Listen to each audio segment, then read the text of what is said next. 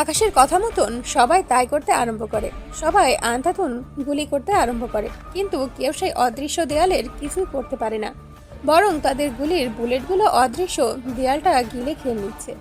তারা ফায়ার করছে ঠিকই, কিন্তু তাদের গুলির বুলেটগুলা দেয়ালের সাথে গিয়ে লাগতেই হাওয়া হয়ে যাচ্ছে।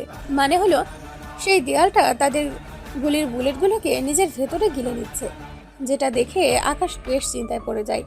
তাই সে সবাইকে গুলি করা বন্ধ করতে বলে কিছু একটা ভাবতে থাকে দেয়ালের একদম সামনে গিয়ে। মানে সে হয়তো ভেতরে যাওয়ার কোনো রাস্তা তালাশ করছে। আকাশ অনেকক্ষণ যাবৎ দেয়ালের সামনে দাঁড়িয়ে দাঁড়িয়ে কিছু একটা নিয়ে চিন্তা করে দেওয়ালের উপরে হাত রাখে। আকাশ দেওয়ালের উপরে হাত রাখতেই সেই দেয়ালটা আকাশকে টেনে ভেতরে ঢুকিয়ে ফেলে। যেটা দেখে সবাই দেওয়ালের দিকে এগিয়ে যায়, কিন্তু সেই অদৃশ্য দেওয়ালটা আগের ন্যায় সবার পথ আটকে দেয়। যেটা দেখে সবাই ঘাবড়ে যায়।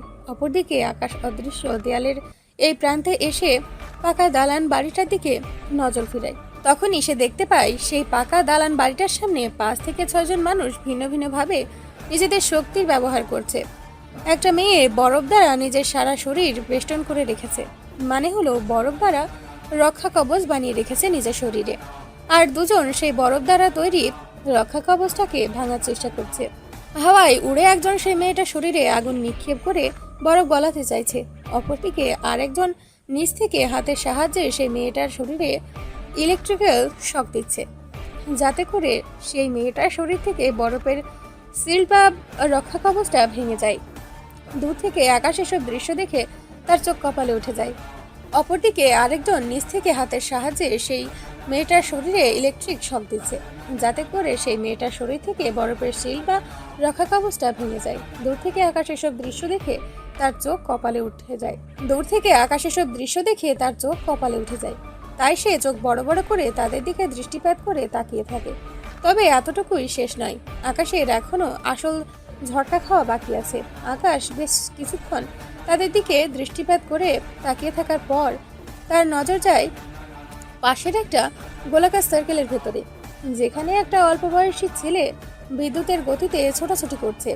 আর তার একটু পাশেই আর একটা মেয়ে নিজের আধ্যাত্মিক শক্তি দ্বারা কোনো এক জাতীয় ধোঁয়ার সাহায্যে পরিবেশটাকে আধার বানিয়ে রেখেছে। মনে হচ্ছে যেন উপরওয়ালা তাকে পরিবেশ নিয়ন্ত্রণ করার দায়িত্বে নিয়োজিত করেছে। সে মেয়ের মাথার ওপর বরাবর অনেকখানি জায়গা ভয়ঙ্কর অন্ধকার হয়ে আছে, আর সেই অন্ধকারের ভেতর থেকে তুমুলভাবে বিজলি চমকাচ্ছে। তাদের এই কর্মকাণ্ড দেখে আকাশের বুঝতে বাকি নেই যে সেই মেয়েটার মধ্যে মেঘ জমানো এবং বিজলি বর্ষণ করার ক্ষমতা রয়েছে। তাই আকাশ পুরোপুরি চুপসে যায়, কিন্তু তার ভেতর থেকে এখনো মনোবল হারায়নি, কারণ সে এসবের আসল রহস্য জানতে চায়। তাই সে কোনো ধরনের চিন্তাভাবনা ছাড়াই সেই সব আধ্যাত্মিক মানুষজনদের দিকে এগোতে থাকে। আকাশ হাঁটতে হাঁটতে তাদের প্রায় কাছে চলে যায়। এবার আকাশকে সেই মানুষগুলো দেখে নিয়েছে, তাই তারা সবাই নিজেদের সুপারন্যাচারাল শক্তি ব্যবহার করা বাদ দিয়ে রেখে সবাই স্বাভাবিক হয়ে আকাশের দিকে এগিয়ে আসে। তারপর তাদের থেকে একজন, যে কিনা হাতের সাহায্যে আগুন ছুঁতে পারে, সে আকাশকে বলে, এই বেটা, তোর তো দেখি সাহস কম না। তুই সেদিন আমার মুখোমুখি হয়ে আমার মুখে মুখে তর্ক করছিস, তার উপর আজকে আবার আমাদের বাসস্থানে চলে এসেছিস। আজ তো তুই শেষ। ও আচ্ছা, তার মানে তুই সেই ব্যক্তি যে কিনা আগুনের সাহায্যে মানুষের ঘর বাড়ি জ্বালিয়ে দিয়েছিস এবং সাথে অনেক অসহায় মানুষেরও প্রাণ নিয়েছিস। আমি কিন্তু সেই ব্যক্তি, আর তুইও এখানে তাদের মতন করে পুড়ে মরবি। তোকে এখন আমার হাত থেকে কেউ বাঁচাতে পারবে না। নিজেকেই সেদে মৃত্যুর চৌকাঠ পর্যন্ত চলে এসেছিস, তাহলে তোকে না মেরে জীবিত রাখে কী করে বল? ওকে, তোর যদি ক্ষমতা থাকে তাহলে তুই আমাকে মেরে দেখা। অবশ্য আমি এখানে আসার আগে কোনো ধরনের প্রোটেকশন নিয়ে আসিনি, কিন্তু তারপরেও আমার মনে হচ্ছে তুই আমাকে মারতে পারবি না। এই বেটা, আমরা পারি না এমন কোনো কাজ নেই। আর তুই তো সেদিন হয়তো কোনো না কোনো এক ভাগ্য চক্রে বেঁচে গেছিস, কিন্তু তাই বলে সবসময় বেঁচে যাবি এমনটা কিন্তু ভাবিস না। আচ্ছা, যা ভাবলাম না, কিন্তু তুই পড়লে আমায় মেরে দেখা। না হয় তোকে চেপে ধরে তোর মুখের ভেতরে সব কয়টা বুলেট ঢুকিয়ে দিব, পরে ইঁদুরের মতন দফাদফি করতে করতে মরবি। কে তুই আমার মুখে মুখে তর্ক করছিস? আজ তোর একদিন কি আমার একদিন। তারপর সে আকাশের উপর রেগে গিয়ে নিজের সারা শরীর আগুন দ্বারা বেষ্টন করে হাওয়ার সাহায্যে ভেসে আকাশের দিকে আগুন নিক্ষেপ করে। এমন সময় আকাশ নিজের কোমর থেকে পিস্তল বের করে সেই মানুষ আকৃতির আগুনের গোলাটার দিকে গুলি করে, কিন্তু আকাশের এই গুলিতে আগুনের গোলাটার কিছুই হয় না, বরং সে আরও রেগে যায় আর আকাশের দিকে তেড়ে ফুড়ে আগুন নিক্ষেপ করতে আরম্ভ করে। কিন্তু গতবারের ন্যায় এবারও আশ্চর্যজনক একটা বিষয় আকাশের সাথে ঘটে বসে। তবে আশ্চর্যজনক বিষয়টা এবার আগের চাইতেও একটু বেশি করেই ঘটে। মানুষ আকৃতির আগুনের গোলাটা আকাশের দিকে আগুন নিক্ষেপ করলে আকাশ সেই আগুন থেকে বাঁচার প্রত্যাশায় ঢালস্বরূপ নিজের হাল সামনে এগিয়ে দেয়, যার ফলে সেই আগুন আকাশের শরীরকে আর স্পর্শ করে না, বরং সেটা আকাশের শরীরের কাছ থেকে ঘুরে গিয়ে উল্টো সেই মানুষ আকৃতির আগুনের গোলাটা শরীরের উপরেই গিয়ে পড়ে, যার ফলে উল্টো সে নিজেই তার নিক্ষেপ করা আগুন দ্বারা আঘাতপ্রাপ্ত হয় এবং তার আধ্যাত্মিক রূপ পাল্টে গিয়ে মানুষের আকৃতি ধারণ করার পাশাপাশি সে মাটির উপরে আছড়ে পড়ে, যেটা দেখে তার সঙ্গী সাথী সবাই আশ্চর্য হয়ে যায়। তবে তারা থেমে নেই, সবাই নিজের সঙ্গী সাথীর প্রতিবাদ স্বরূপ একত্রে একজোট হয়ে আকাশের উপরে আধ্যাত্মিক শক্তির প্রয়োগ করে বসে। কিন্তু এতেও আকাশের কিছু হয় না, বরং তারা সকলেই তার সঙ্গী সাথীর মতন মাটির ওপরে লুটিয়ে পড়ে। তাদের প্রয়োগ করা শক্তি উল্টো তাদের সবার গায়ের ওপর গিয়ে লেগেছে, যেটা দেখে আকাশ তাজ্জব হয়ে যায়।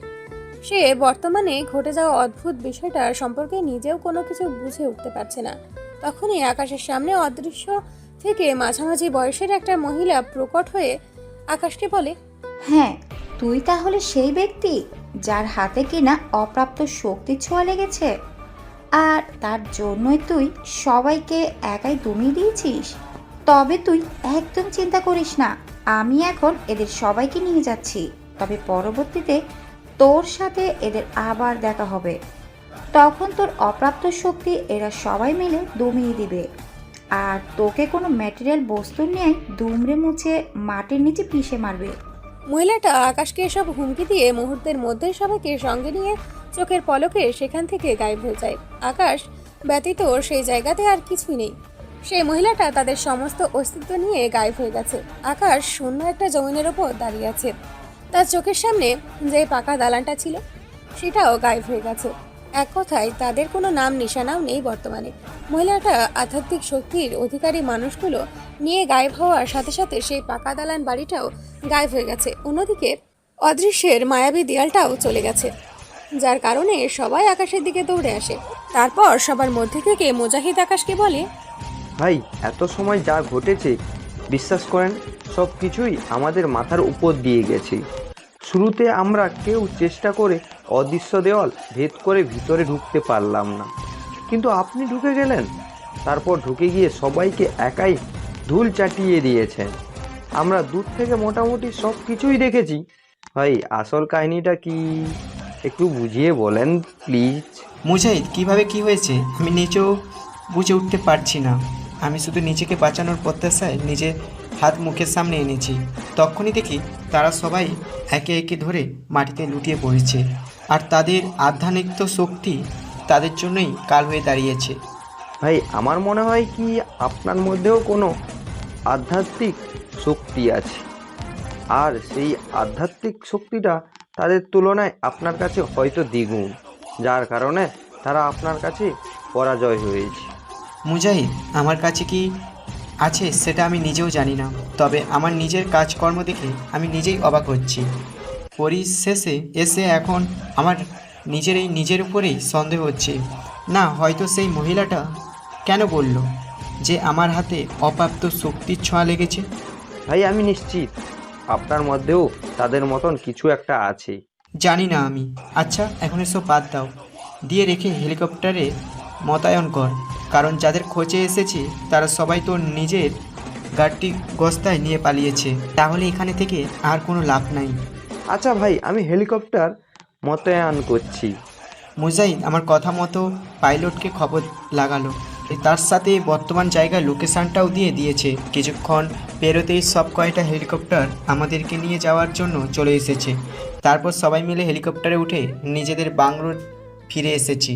আস্তে আস্তে মাগভীর হয়ে এসেছে, তবে আমার ভিতরে এখনও যেসব চিন্তা ভাবনাই কাজ করছে যে আমি কি করে নিজের অজান্তে তাদের এতজনের সাথে মোকাবিলা করলাম। বাসায় এসে এসব নিয়ে ভাবছিলাম, তখনই অবনী ফোন দিল। ফোন রিসিভ করতেই অবনী ভয়ানকভাবে খেপে গিয়ে আমায় বলল, আকাশ, তোরে কিন্তু আমি জবাই করে দিব, সমস্যা কি তোর? তুই আমায় না বলে কোথায় গিয়েছিস যে তোর কোনো খোঁজ খবর নেই? তার উপরে কয়টা ফোন দিয়েছি তোকে, তুই আমার ফোনও রিসিভ করছিস না। আচ্ছা তুই কি চাস, আমি মরে যাই? অবনীর কথা শুনে পায়ের রক্ত মাথায় উঠে গেল, কারণ সে হুট করেই তুই তোকারি শুরু করেছে। এই অবনী, তোর সাহস কী করে হয় আমার সাথে তুই তোকারি করে কথা বলার? তার উপরে কী সব যা তা কথা বলছিস তুই? আমার উপরে তোর মেজাজ খারাপ হবে। আমি মরছি তোর টেনশনে, আর তুই কিনা আমাকে বকাঝকা শুরু করেছিস। বাহ, বেশ ভালো তো। আচ্ছা শোন, তোকে আর তুই করে বলবো না, কারণ সেই অধিকার এখন আমি পাইনি। তবে আমার দিক থেকে আপনাকে আমি পুরোপুরি অধিকার দিয়ে দিয়েছি।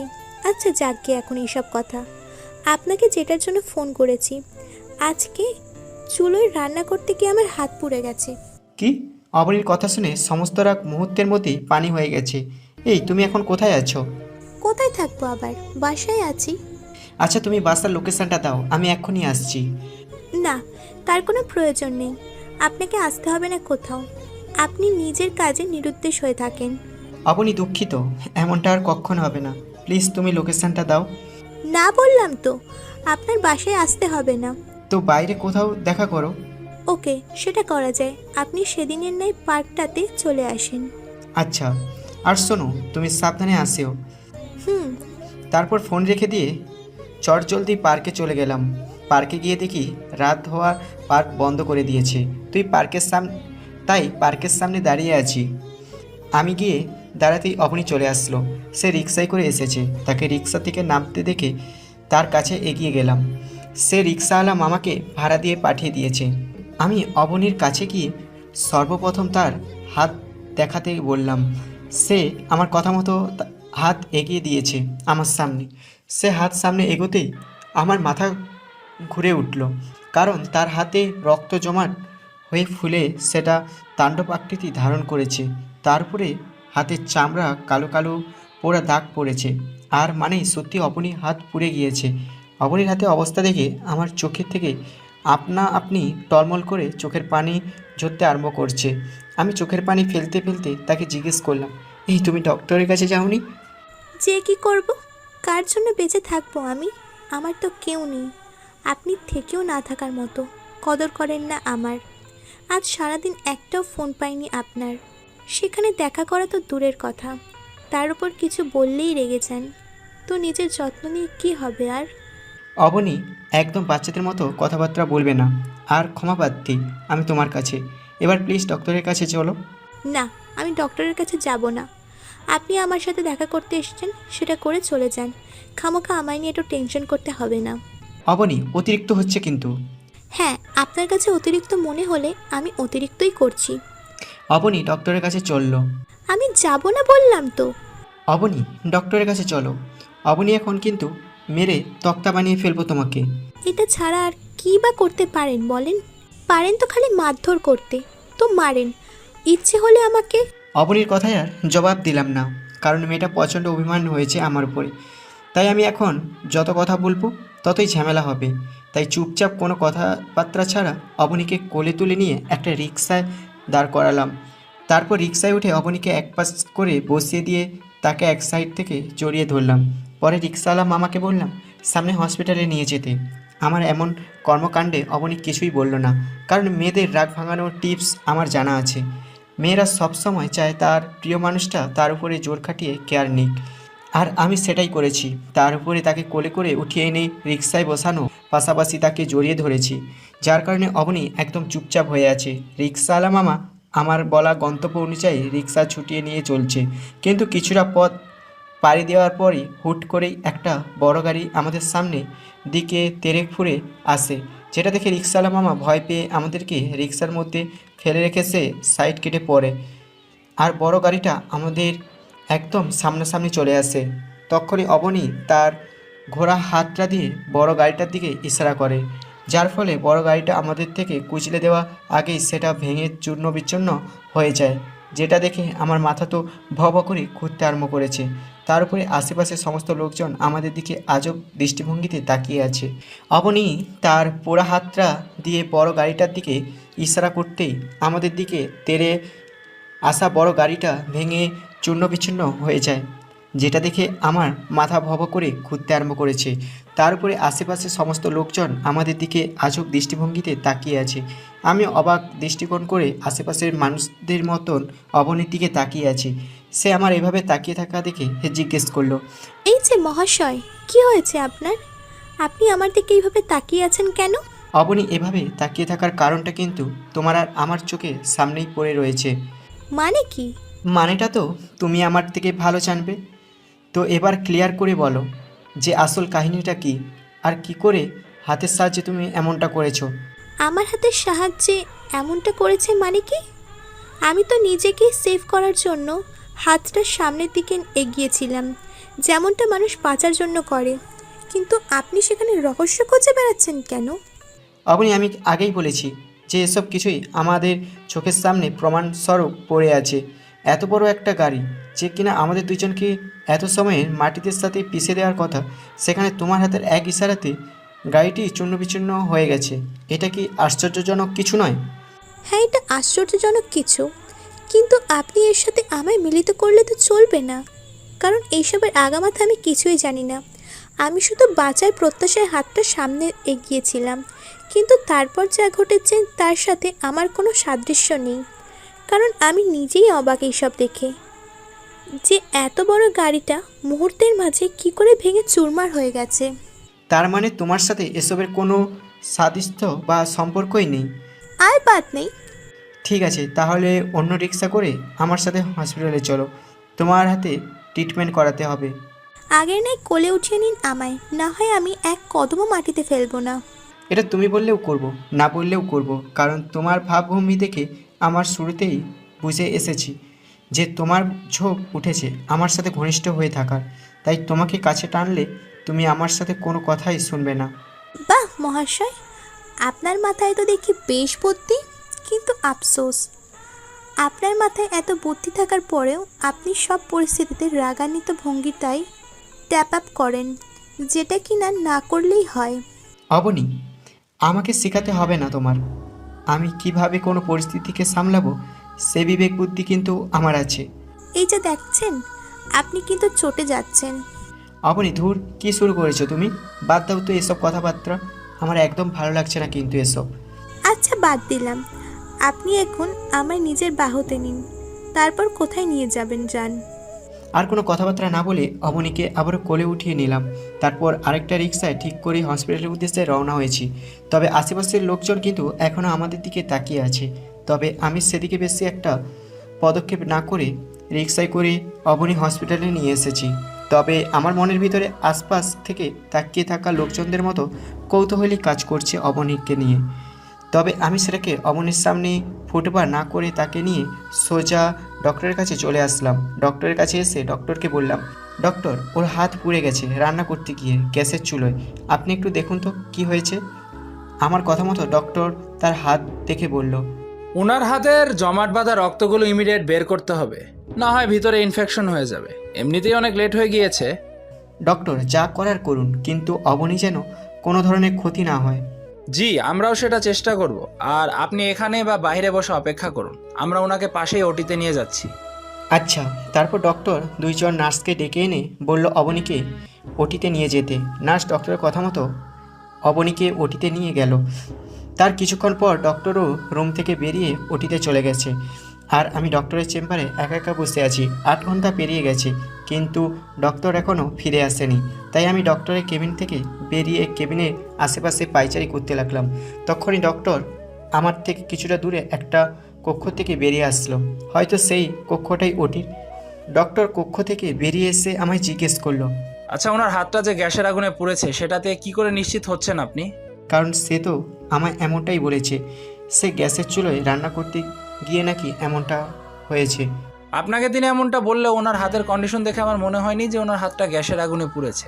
কারণ ওনার হাতের যে ভয়াবহ অবস্থা, সেটা গ্যাসের আগুন দ্বারা সম্ভব নয়। আর সম্ভব হলেও কেউ ইচ্ছাকৃতভাবে চুলোর জাল বাড়িয়ে দিয়ে সেটার উপরে মিনিট 5 হাত ধরে রাখলে এমনটা হওয়া সম্ভব। কিন্তু নিশ্চয়ই তিনি এমনটা করেননি। তাই আমার মতো ওনার হাতটা অন্য কোনোভাবে পুড়েছে, না হয়তো ওনার হাতের এই ভয়াবহ অবস্থা হতো না। মানে কি ডক্টর? মানে হলো অনেক উত্তপ্ত আগুনের মাঝে তিনার হাত পড়েছে, যার কারণে তিনার হাতের এই দশা হয়েছে। গ্যাসের আগুনে কখনোই এমনটা হওয়া সম্ভব নয়, এটা আমি লিখিত করে বলতে পারবো। তার মানে আপনি বলতে চাচ্ছেন যে তার হাতটা গ্যাসের আগুনে পড়েনি, পড়েছে অন্য কোনোভাবে?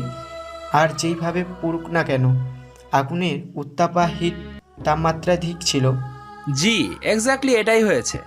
ঠিক আছে ডক্টর, আমি বিষয়টা দেখছি। তবে সে এখন কেমন আছে? আমরা ছোটোখাটো একটা সার্জারি করে ওনার হাতের জমাট বাঁধা ব্লাডগুলো বের করে ফেলেছি।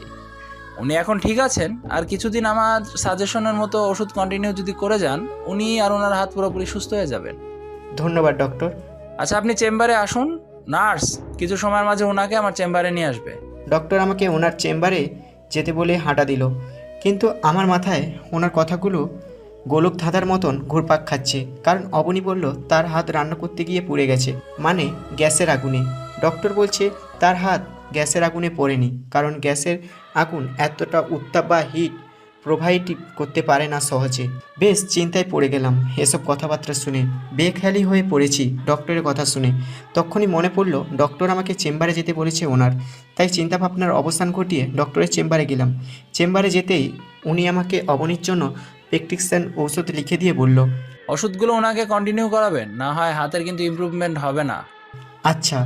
প্রেসক্রিপশন হাতে নিয়ে অবনীর জন্য অপেক্ষা করছি। এর মধ্যেই নার্স অবনীকে সাথে করে নিয়ে চেম্বারে ঢুকলো। অবনীর হাতে ব্যান্ডেজ করে দিয়েছে ডক্টর। আমি মানিব্যাগ থেকে টাকা বের করে ডক্টরের ভিজিটটা দিলাম। তারপর অবনীর কাছে গিয়ে তাকে ডক্টরের সামনেই কোলে উঠিয়ে নিয়েছি, যেটা দেখে ডক্টর মুচকি হাসি দিয়ে বলল, মহাশয়, ওনাকে অনেক ভালোবাসেন মনে হয় আপনি। জি। আচ্ছা, খেয়াল রাখবেন ওনার। আর আপনি চাইলে যাওয়ার সময় আমাদের মেডিকেলের ফার্মেসি থেকেই ওষুধগুলো কালেক্ট করতে পারেন। আচ্ছা, আমি সেখান থেকেই ঔষধগুলো কালেক্ট করে নিব। তারপর অবনীকে সেভাবে নিয়ে মেডিকেলের ফার্মেসিতে এসে ঔষধ কালেক্ট করলাম। সবাই আমাদের দিকে হাঁ করে তাকিয়ে আছে। চরম লজ্জা লাগছে আমার, কিন্তু লজ্জা লাগলেও কিছু করার নেই। কারণ অবনীকে এখন কোল থেকে নামালে সে কেয়ামতো ঘটিয়ে দিবে। তাই বাধ্য হয়ে তাকে কোলের মধ্যেই নিয়ে রেখেছি। হসপিটালের বাইরে এসে একটা দোকান থেকে কিছু খাবার জিনিসপত্রও নিয়ে নিলাম। পরে একটা রিক্সা ঠিক করে দুজনে সেটাতে উঠে বসলাম। রিক্সায় করে পার্ক অবধি এসে অবনীকে জিজ্ঞেস করলাম, অবনী তোমার বাসায় লোকেশান বলো, রিক্সা করে তোমার একদম বাসায় পর্যন্ত নামিয়ে দিয়ে আসছি। এই না না, তার কোনো প্রয়োজন নেই। প্রয়োজন নেই মানে কি অবনী? তুমি এই অবস্থায় বাসায় যাবে কি করে? আমি কষ্টসৃষ্ট করে বাসায় চলে যেতে পারবো, কিন্তু আপনি আমার বাসায় পর্যন্ত গেলেই সমস্যা হবে। কি সমস্যা হবে অবনী? আমার ফ্ল্যাটে বড় আপুগুলো আপনার উপর লাইন মারবে, যেটা আমি কখনোই হতে দিব না। এই মেয়ে, তুমি কি পাগল হয়ে গেছো নাকি? তারা খামোখা আমার উপরে লাইন মারবে কেন? আর যদিও মারে তাহলে কি আমি তাদের পাত্তা দিব নাকি? না, তাও আপনার যেতে হবে না। আপনি নেমে অন্য রিক্সা করে বাসায় যান, আর আমি এটা করে বাসায় চলে যাব। ওকে ঠিক আছে, যেমনটা তোমার মর্জি। অবনীর কথা মতো রিক্সা থেকে নেমে গেলাম। তারপর তাকে ঔষধ আর খাবারগুলো ধরিয়ে দিয়ে বললাম টাইম মতো খেয়ে নিতে। পরে আমি অন্য একটা রিক্সা নিয়ে সেখান থেকে বাসার উদ্দেশ্যে রওনা হলাম। আজ গাড়ি নিয়ে আসিনি। অবনীর কথা শুনে মাথায় বাজ পড়েছে মতন অবস্থা। তাই বাসা থেকে বেরিয়ে সিএনজি নিয়ে সোজা পার্কের সামনে চলে এসেছি দেখা করার জন্য। তাই রিক্সা করেই বাড়িতে ফিরতে হচ্ছে। রিক্সায় বসে বসে শান্ত মাথায় অবনীকে নিয়ে ভাবছিলাম। তখনই হুট করে একটা লোক আমার রিক্সার সামনে এসে মাঝ বরাবর দাঁড়িয়ে গেল, যেটা দেখে আমি রিক্সাওয়ালাকে বললাম রিক্সা থামানোর জন্য। রিক্সাওয়ালা আমার কথা মতো রিক্সা থামিয়ে দিল। তারপর আমি রিক্সা থেকে নেমে সেই লোকটাকে জিজ্ঞেস করলাম, এই যে ভাই, মাল খেয়ে টাল হয়ে আছেন নাকি? আপনি খামোখা আমার রিক্সার সামনে চলে এসেছেন কেন?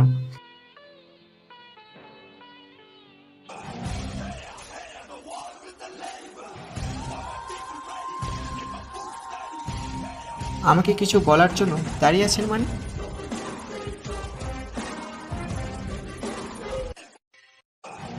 লোকটার কথা মতো একটু সাইডে চেপে আসলাম। তখন সে আমায় বলে উঠল,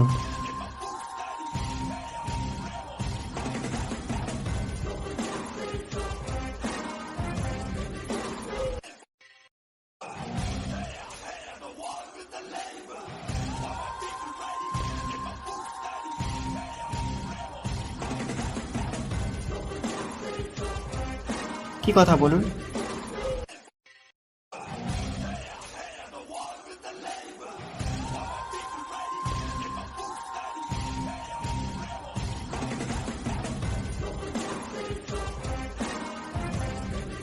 আপনি এই কথা কতটা শিওর দিয়ে বলতে পারেন কি করে?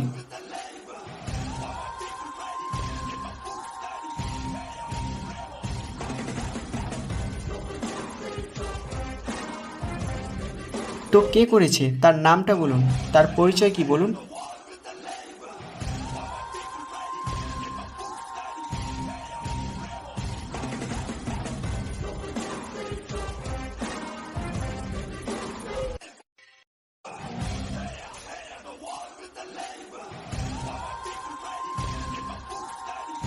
লোকটার কথা শুনে সর্বপ্রথম আমার আপন মানুষ হিসেবে অবনীর কথাই মনে পড়ল, কারণ সে বাদে এখানে আমার কাছে মানুষ বলতে কেউ উপস্থিত ছিল না। তাছাড়া তখন অবনীর আচরণে কেমন যেন একটা লেগেছে। লোকটার কথা শুনে আমি অবনীকে নিয়ে ভাবুক হয়ে গেলাম। তক্ষণি থেকে হুট করে কোথা থেকে যেন অবনীর সেই রিক্সাওয়ালা মামাটাকে নিয়ে আমাদের সামনে হাজির হয়েছে। অবনীকে এভাবে প্রত্যাশিতভাবে দেখে আমি পুরো তাজ্জব হয়ে গেছি। তাই অবনীকে জিজ্ঞেস করলাম, এই অবনী, তুমি এখানে কেন? তুমি না রিক্সা নিয়ে বাসার উদ্দেশ্যে রওনা হয়েছিলে? অবনী আমার কথায় কোনো উত্তর দিল না, বরং সে রিক্সা থেকে নেমে সেই লোকটার দিকে তেড়ে যেতে লাগলো। সেই লোকটা কিনা আমার পথ আটকেছে একটু আগে। অবনী লোকটার দিকে এইভাবে তেড়ে যেতে দেখে লোকটা মুহূর্তের মধ্যে সামনের দিকে দৌড় মারে। তারপর কিনা লোকটা হুট করে আমার চোখের সামনে থেকে গায়েব হয়ে যায়, যেটা দেখে আমার গা পুরোপুরি শিগড়ে উঠেছে। আমি বেকুবের মতো চুপচাপ চোখ বড় বড় করে রাস্তার দিকে তাকিয়ে আছি। ঠিক সেই সময় অবনী ফিরে পেছন থেকে আমায় জড়িয়ে ধরে আমার ঘাড়ে চুমু খেতে আরম্ভ করলো। অবনী লোকটার দিকে এভাবে তেড়ে যেতেই লোকটা মুহূর্তের মধ্যে সামনের দিকে দৌড় দিয়ে অদৃশ্য হয়ে যায়, যেটা দেখে আমার গা পুরোপুরি শিউরে ওঠে। আমি বেকুবের মতো চুপচাপ চোখ বড় বড় করে রাস্তার দিকে তাকিয়ে আছি। ঠিক সেই সময় অবনী ফিরে এসে পেছন থেকে আমায় জড়িয়ে ধরে আমার ঘাড়ে চুমু খেতে আরম্ভ করলো। কী সব বিস্ময়কর ব্যাপার স্যাপার ঘটছে আমার সাথে। এসব দেখে মনে হচ্ছে যেন এক্ষুনি নিজে হুঁশ জ্ঞান হারিয়ে বসবো, কিন্তু না, তার আগে অবনীর থেকে কিছু বিষয় জেনে নেওয়া দরকার আমার। তাই অবনীকে নিজের শরীর থেকে ছাড়িয়ে নিয়ে জিজ্ঞেস করলাম, অবনী, কাহিনীটা কি একটু বলবে? তুমি সেই লোকটাকে এভাবে ধাওয়াত করলে কেন? তাছাড়া তুমি তো এই সময় বাসায় থাকার কথা, কিন্তু তুমি এই অবস্থানে কি করছো? দেখুন, কাহিনী কিছুই না, আমার ভালো লাগছিল না, তাই আপনার সাথে কথা বলার জন্য আবার ফিরে এসেছি। কিন্তু এসে দেখি সেই লোকটা আপনার পথ আটকে আপনার সাথে কী সব ফুসুর ফুসুর করছিল, তাই তাকে ধাওয়া করেছি। অবনী, আমি কিন্তু দুধের বাচ্চা না, তোমায় নিয়ে আজ বের হয়েছি পর্যন্ত কিন্তু অনেক কিছুই ঘটেছে। শুরুতে গাড়ি দুমড়ে মুচড়ে আপনা আপনি চুরমার হয়ে গেছে, এখন আবার বাসায় যাওয়ার বদলে অদ্ভুতভাবে ফিরে সেই লোকটার পেছনে ছুটছ, যে কিনা আমাদের চোখের সামনে দৌড় দিয়ে হুট করে অদৃশ্য হয়ে গেছে। আর তার চাইতেও বড় কথা, আমি এখনও এখানেই আছি। তুমি সেই খবর জানলে কি করে? দেখুন, আপনি আমাকে সন্দেহ করা বন্ধ করুন। আমি আগেই বলেছি যে গাড়ি কীভাবে ভেঙে চুরমার হয়েছে সেটা আমি জানি না। তার উপরে এই লোকটি আপনার পথ আটকে আপনার সাথে ফুসুর ফুসুর করছিল, তাই তাকে ধাওয়া করেছি। আর তার একমাত্র কারণ আমি আপনার সাথে আরও কিছুটা সময় কাটাতে চাই। অবনী, আচ্ছা যাও, তোমার সন্দেহ করলাম না, কিন্তু এটা বলো যে তোমার হাতটা পুড়েছে কি করে? কেন? এটা তো আগেই বলেছি আপনাকে। রান্না করতে গিয়ে গ্যাসের চুলায় আগুনে হাত পুড়িয়ে ফেলেছি। তাহলে ডক্টর যে বলল তোমার হাত গ্যাসের আগুনে পড়েনি, হাত পুড়েছে অন্য কোনোভাবে? ও মা, ডক্টর কি করে এতটা কনফিডেন্ট নিয়ে বলতে পারে এই কথা? সিনক্রেট কি ওনার সাথে হয়েছে না আমার সাথে, যে উনি এতটা কনফিডেন্টলি বললেন আমার হাত অন্যভাবে কোথাও পুড়েছে? সিনক্রেট তোমার সাথে হলেও তিনি অনেক কিছুই আজ করতে পেরেছে, কারণ তোমার হাতের অবস্থা অনেক বেগতিক। তোমার হাতে যেভাবে করে জখম হয়েছে সেটা হতে আগুনের অনেক উত্তাপ থাকা প্রয়োজন, যেটা কিনা গ্যাসের চুলোতে নেই। আর থাকলেও গ্যাসের চুলোর আগুনে সেই উত্তাপ তৈরি করতে মিনিট 5 সময় লাগবে। তাহলে তুমি অবশ্যই এতটা সময় ধরে আগুনের ওপর হাত দিয়ে বসেছিলে না, বা তোমার সাথে সিগারেট হলে সেটা এতটা সময় ধরে হয়নি। তাহলে বলো কিভাবে হয়েছে এমনটা? দেখুন, ডক্টরের সেই ভুলভাল কথা শুনে আমার উপর রিয়াক্ট করিয়েন না, কারণ সে একজন ডক্টর, উত্তাপ মাপার কোনো যন্ত্র নয় যে সে আমার হাতের অবস্থা দেখে একদম সচ্ছলতার সাথে বলে দিবে এই হাত 5 মিনিট 3 সেকেন্ড আগুনের উপরে ছিল। তাই ওনার কথা শুনে রিয়াক্ট না করার অনুরোধ করব। অবনী, তোমার কথা বিশ্বাস করব না ওনার কথা বিশ্বাস করব বলো? তিনি খামোখা মিথ্যা কথা কেন বলবেন? আর তাছাড়া তোমার হাত দেখে কিন্তু আমারও মনে হচ্ছে না যে এটা গ্যাসের চুলোর রান্না করতে গিয়ে হয়েছে। মহাশয়, আপনাকে আর বোঝাবার সামর্থ্য নেই আমার। তবে এতটুকু বলছি, আমার হাত গ্যাসের চুলোর আগুনেই পুড়েছে। এবার বিশ্বাস করা না করা আপনার ব্যাপার। আমি বাসায় চলে গেলাম। এই বাসায় যাবে কেন? তুমি না আমার সাথে আরও কিছু সময় কাটাতে চাও? প্রিয়, সেই পরিস্থিতিটা নেই আর বর্তমানে। কারণ আমি আপনার রাগ সহ্য করতে রাজি আছি। আমি আপনার হাতে কষে থাপ্পড় খেতে রাজি আছি। আমি আপনার কথায় পুতুলের মতো নাচতে রাজি আছি। কিন্তু আমাকে নিয়ে আপনার তৈরি হওয়া ভুল চিন্তা ভাবনাকে সম্মতি জানাতে রাজি নই। আচ্ছা যাও, আমি তোমার কথায় বিশ্বাস করেছি। এবার দেখি রাগটা কমিয়ে ফেলো। আমার রাগ হয়নি, হয়েছে মন খারাপ। দেখি আমি সেটাকে ভালো করে দিচ্ছি। এটা বলেই মেয়েটাকে এবার নিজের কাছে টেনে নিলাম। তার কপালে আর ঠোঁটে স্পর্শ করেছি। মেয়েটা আমার স্পর্শে শিগড়ে উঠেছে, কিন্তু তাতে আমার কিছুই আসে যায় না। কারণ কোনো মানুষের মধ্যে যখন কোনো কিছু নেশাভক্ত ভর করে, তখন সে এক প্রকার উন্মাদ হয়ে যায়। তার ফলে যে নিজের শরীরের উপর থেকে পরিপূর্ণ কন্ট্রোল হারিয়ে ফেলে, যে কন্ট্রোল তার উষ্ণতা না কমালে ফিরে আসে না। আর তাছাড়া কোনো মানুষও চাইলে সেই উষ্ণতাকে কন্ট্রোল আনতে পারে না। সেখানে অবনীত নিজেই আমাকে সাড়া দিচ্ছে, তাহলে তো আর কোনো কথাই নেই। অনেক লম্বা সময় অবনীকে নিজের কাছে চিসিমত করে রেখেছি। তারপর অবনীকে ছেড়ে দিয়ে রিক্সায় তুলে দিব। এমন সময় দেখি আমাদের দুজনের রিক্সাওয়ালা মামা আমাদের দিকে তাকিয়েছে, যেটা দেখে আমি রিক্সাওয়ালা মামাকে জিজ্ঞেস করলাম, মামা আপনারা দাঁড়িয়ে আছেন যে? তখন দুজনেই উত্তর দিল, তাদের ভাড়া নাকি আমরা কেউ পরিশোধ করিনি, তাই অবনী তার আগে রিক্সাটাকে তুলে দিয়ে অধিক পরিমাণে ভাড়া প্রদান করলাম রিক্সাওয়ালা মামাকে। আর আমিও আমার ঠিক করা রিক্সায় উঠে অবনীর থেকে বিদায় নিয়ে বাসায় চলে আসলাম। বাসায় এসে রিক্সাওয়ালাকে ভালো পরিমাণের একটা অ্যামাউন্ট দিলাম। পরে বাসায় চলে আসলাম। বাসায় আসতেই রাজ এসে আমায় বলল, ভাই, আপনি গিয়ে আগে ফ্রেশ হয়ে নিন, তারপর জরুরি কিছু কথা আছে। আচ্ছা কিছুক্ষণ পর রুমে চলে আসিস তুই। আচ্ছা ভাই। নিচ থেকে রুমে উঠে এসে ফ্রেশ হয়ে নিলাম। কিছুক্ষণ পর রাজ রুমে দরজার সামনে এসে বলল, ভাই আসবো? আরে আয়, ভেতরে প্রবেশ করার জন্য তো তোর আবার অনুমতি লাগে নাকি? না ভাই, লাগে না, তবে তাও অনুমতি নিয়ে ঢুকলাম। কারণ আপনি বাইরে থেকে এসেছেন, কোনো কাজও তো থাকতে পারে আপনার, বা রেস্টও করতে পারেন। আরে না, তেমন কিছু নয়। আচ্ছা বল, কি বলবি? ভাই, মিনিস্টার সাহেব ফোন করে জানিয়েছে আজ নাকি শহরের অনেক কয়েকটা বড় বড় শপিং মলে হনুমানগুলা ধ্বংসবিদ্রুপ চালিয়েছে। তারা নাকি শপিং মলে ভেঙে চুরে আগুন দিয়ে জ্বালিয়ে দিয়েছে। সরকারের স্পেশাল ফোর্স নাকি তাদেরকে আটকাতে গেলে হনুমানগুলো তাদেরও নাকি নাজেহাল বানিয়ে ছেড়ে দিয়েছে। তাই মিনিস্টার সাহেব ফোন করে আপনার কাছে সাহায্য চেয়েছে। তিনি বলেছেন যদি সম্ভব হয় আপনাকে কিছু করতে, দরকার হয় আপনার সাহায্যের জন্য দেশের সবচাইতে শক্তিশালী ফোর্স মোতায়েন করবেন। তবে তিনাদের একার পক্ষে নাকি সব কিছুই সামলানো দুঃসাধ্যের ব্যাপার। কখন ফোন করেছি তোকে? ভাই, কিছুক্ষণ আগে। আর ঘটনা ঘটেছে দুপুরের দিকে। আচ্ছা ঠিক আছে, তুই আবার ফোন করে বল যে লোকজনের প্রয়োজন নেই, আমি আমার মতো করে দেখব। অবশ্য আমরা নিজেরাও তো এদের কিছু নিয়ে এসেছি, কিন্তু হাত লাগছে না একটাও। আচ্ছা ভাই, বলে দিচ্ছি, কিন্তু আরেকটা কথা বাকি আছে। ভাই, মিনিস্টার সাহেব কথা বলা শেষ করে শপিং মলের সামনে একটা সিসিটিভি ফুটেজ মেল করে পাঠিয়েছে, যেটাতে কিনা একটা মেয়েকে অনেক কয়েকবার শপিং মলের সামনে ঘুরঘুর করতে দেখা গেছে। মেয়েটা নাকি প্রথমে শপিং মলের সামনে অনেকটা সময় ধরে ঘুরঘুর করছে, তারপর পরবর্তীতে ঘোরা বাদ দিয়ে রেখে চুপচাপ শপিং মলের ভিতরে প্রবেশ করে। আর তার কিছুক্ষণ পর একজন মেয়ে আর একজন ছেলে মিলে সেই শপিং মলটাতেই ঢোকে। যাদের মুখে মাস্ক দিয়ে ঢাকা ছিল তারা শপিং মলে ঢোকার পরেই নাকি এই অবস্থা হয়েছে।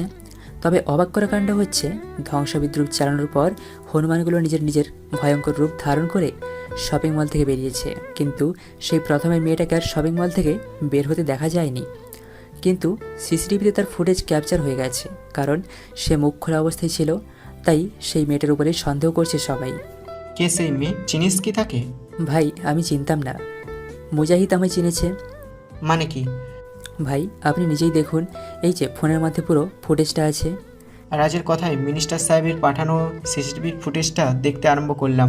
সিসিটিভি ফুটেজটা দেখার মাঝপথেই আমার মাথায় ঘুরতে আরম্ভ করেছে, কারণ সেই মেয়েটা শপিং মলের সামনে ঘুরঘুর করছে এবং শপিং মলে ঢোকার পর আর বেরোয়নি। সে আর কেউ না, সে হলো অবনী, যেটা দেখার পর যেন আমি আর নিজের মধ্যেই নেই। শপিং মলের ভেতরে জানোয়ারগুলো ধস্তাধস্তি চালিয়েছে। শপিং মলের আগুন দিয়ে পুড়িয়ে পুরো তছনছ করে দিয়েছে, কিন্তু অবনী শপিং মলের ভেতর থেকে আর বের হয়নি। অবনীর বিষয়টা নিয়ে চিন্তা ভাবনা করছিলাম, তখনই হুট করে আরেকটা কথা মনে পড়ল। এই যে ডক্টর বলেছে অবনীর হাত দিয়ে গ্যাসের চুলোয় পড়েনি, যেটাতে কিনা আমিও বিশ্বাসী, তার মানে অবনীর হাতে হয়তো এই ধসযজ্ঞের আগুন লেগেছে। আর তাছাড়া সে যেহেতু জীবিত, তার মানে সে কোনো না কোনোভাবে এই ধসযজ্ঞ থেকে মানুষের নজরে এড়িয়ে বেরিয়েছে।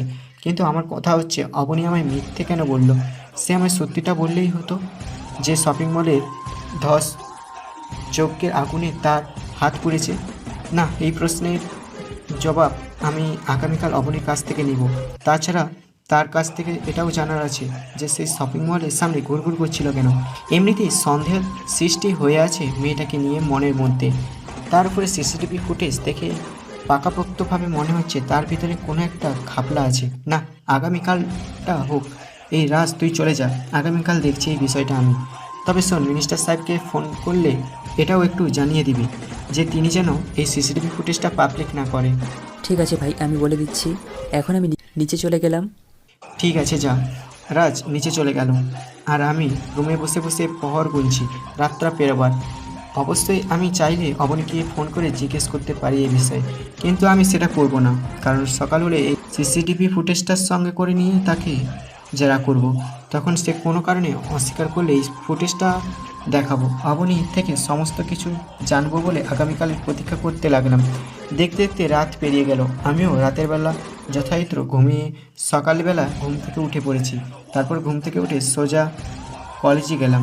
কলেজে গিয়ে দেখি অবনী আগে থেকেই আমার জন্য দাঁড়িয়ে অপেক্ষা করছে। কলেজে পৌঁছে সোজা অবনীকে টেনে নিয়ে কলেজের এক সাইডে চলে আসলাম। তারপর অবনীকে সমস্ত কিছু নিয়ে প্রশ্ন করলাম। অবনী, তুমি গতকাল শপিং মলের সামনে ঘুরঘুর করছিলে কেন? আর তোমার হাত পুড়েছে কিভাবে? কই, আমি তো শপিং মলের সামনে যাইনি। আর হাত পুড়ে যাওয়ার কাহিনী কতবার বলবো আপনাকে? অবনীর মুখে মিথ্যা কথা শুনে ঠাস করে তার গালে একটা থাপ্পড় বসিয়ে দিলাম। তারপর তাকে গেজিয়ে বললাম, তুই কাকে পাটপাড়ি শেখাচ্ছিস? তুই কি ভেবেছিস আমি না দেখে না জেনে তোর কাছে এই প্রশ্ন করেছি? আমি সমস্ত কিছুর প্রমাণ পেয়েই তোর কাছে এসে জিজ্ঞেস করছি। তুই গেছিস কি যাসনি সেটা ভিডিও আমার কাছে আছে, তাই এবার চটচট মুখ খুলে উত্তর দে, সেখানে কেন গিয়েছিলি? একটা কাজে গিয়েছিলাম। তার মানে তোর হাতটাও শপিং মলে লাগা আগুনের দ্বারাই পুড়েছে? না, শপিং মল থেকে আমার হাতে আগুন লাগেনি। অবনীর মুখে মিথ্যা কথা শুনে আবারও তার অন্য গালে ঠাস করে একটা লাগিয়ে দিয়ে বললাম, তুই এখনো মিথ্যে কথা বলছিস? কোন সাহসে? আকাশের কথায় অবনীর চেহারার রং হুট করে পরিবর্তন হয়ে যায়, যার কারণে সে আকাশের উপরে উল্টো গেজিয়ে বলে, গতকাল যে বীর সাজতে গিয়ে ট্রয়েডের লোকের সাথে ফাইট করেছিস, ট্রয়েডের লোকজন তোর উপর আগুন ছুঁড়ে মারে, আর তুই বাঁচার জন্য নিজের হাত সামনে এগিয়েছিস, যার ফলে বেঁচেও গেছিস। কিন্তু তাদের নিক্ষেপ করা সেই আগুন আমার হাতে এসে লেগেছে। তোর উপর করা সমস্ত আক্রমণ আমার শরীরের উপরে ঝড় উঠিয়েছে। এক কথায় বলতে গেলে আমার শরীরে তোর দেহ রক্ষা করেছে গতকাল, কিন্তু তুই এখন এসে কিনা আমায় থাপ্পড় মারছিস। তোর কি মানবতা বলতে কিচ্ছু নেই রে? আকাশ অবনীর মুখে এই সমস্ত কথা শুনে বাকরুদ্ধ হয়ে যায়। সে যে অবনীর কথার বিপরীতে কোনো সাউন্ড করবে সেটা সে করতে পারছে না। এক কথায় বলতে গেলে অবনীর কথায় আকাশের সমস্ত দুনিয়াদারি যেন উলটপালট হয়ে গেছে। অন্যদিকে অবনী এসব বলা শেষ করে নিজের মুখে নিজেই হাত দিয়ে চেপে ধরে, কারণ সে রাগের মাথায় এতটা সময় নিজের অজান্তেই নিজের অপ্রিয় সত্যগুলো আকাশের কাছে বলে বসেছে। আকাশের উপরে করা সমস্ত আক্রমণ অবনীর শরীরে ঝড় উঠিয়েছে। এক কথায় বলতে গেলে অবনী আকাশের দেহ রক্ষা করেছে। আকাশ অবনীর মুখে এই সমস্ত কথা শুনে বাকরুদ্ধ হয়ে যায়। সে যে অবনীর কথার বিপরীতে কোনো সাউন্ড করবে সেটা সে করতে পারছে না। অবনীর কথায় আকাশের সমস্ত দুনিয়াদারি যেন উলটপালট হয়ে গেছে। অন্যদিকে অবনী এসব বলা শেষ করে নিজের মুখে নিজেই হাত দিয়ে চেপে ধরে, কারণ সে রাগের মাথায় এতটা সময় নিজের অজান্তে নিজের অপ্রিয় সত্যগুলো আকাশের কাছে বলে বসেছে। অবনী কি করবে ভেবে উঠতে পারছে না, তাই সে চুপচাপ কেটে পড়ার প্ল্যান করে আকাশের সামনে থেকে। চিন্তা ভাবনার মতন অবনী আকাশকে রেখে হাঁটা দেয় চলে যাওয়ার জন্য। তখনই আকাশ পেছন থেকে গিয়ে অবনীর হাত চেপে ধরে। তারপর অবনীকে বলে, এই অবনী, চোরের মতো পালিয়ে কই যাচ্ছ তুমি? না, মানে আসলে ক্লাসে যাচ্ছিলাম। আজ তোমার ক্লাসে যেতে হবে না। আজ তুমি আমার সামনে তোমার সমস্ত রহস্যের উদ্ঘাটনা করবে। তো এবার সোজাসুজি উত্তর দাও, তুমি কে আর তুমি আমার দেহ রক্ষা করছো কিভাবে? না, আপনাকে এইসব বলা যাবে না, কারণ আপনাকে এইসব বললে আপনি আমাকে ছেড়ে চলে যাবেন। আমি আপনাকে হারাতে চাই না। আপনি তুমি নিজের অজান্তেই আমাকে তোমার রহস্যের সম্পর্কে কিছুটা জানিয়ে দিয়েছো, আর বাকিটুকু সুন্দরভাবে জানিয়ে দাও, কারণ আমি না ছাড়াও বান্দা, আমি এত সহজে তোমায় ছাড়ছি না।